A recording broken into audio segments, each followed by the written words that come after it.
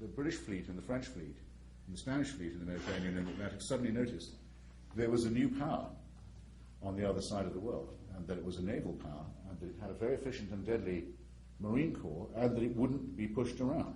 In fact, could not be. And this was a lesson that they had not hitherto had any cause to assimilate.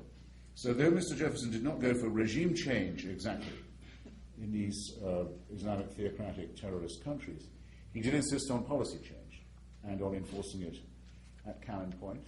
And so righteous was he about this that he didn't think there was any real point in troubling Congress with this bothersome matter. Didn't inform them that he sent the expedition until it was so far out to sea that it could not be recalled, thus stilling the chance of Federalist opposition and doing his favourite of all things, the fait accompli, as with Louisiana.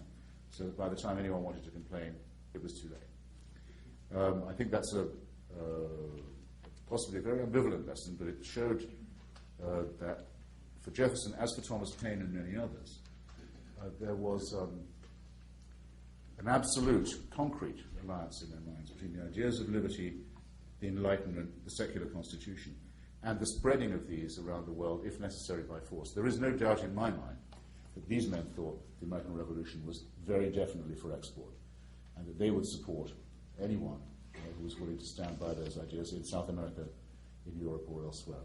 And that it is for that reason, I think, that the American Revolution is the only revolution that retains any exemplary or inspirational power.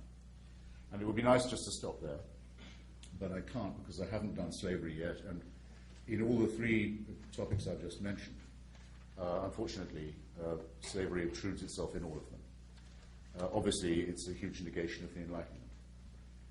The idea that the Enlightenment is the project for the emancipation of the whole human being, and the nobility with which that idea is expressed in the Declaration of Independence is clearly flatly negated by chattel slavery, and Benjamin Franklin and Thomas Paine and Benjamin Rush were, as Jefferson was not, members of the American Anti-Slavery Society. Jefferson did try and have a prohibition of the trade written into the Declaration. He lost because the votes of Georgia and the Carolinas were needed for there to be 13 colonies, and there were powerful interests also in New York and Massachusetts who, while they didn't own slaves, profited very greatly from trafficking in them. So there is, if you like, I don't like the phrase, but it's an indispensable one. There is an original sin at the beginning of the American Eden, and it's a sin that's very, very hard to efface.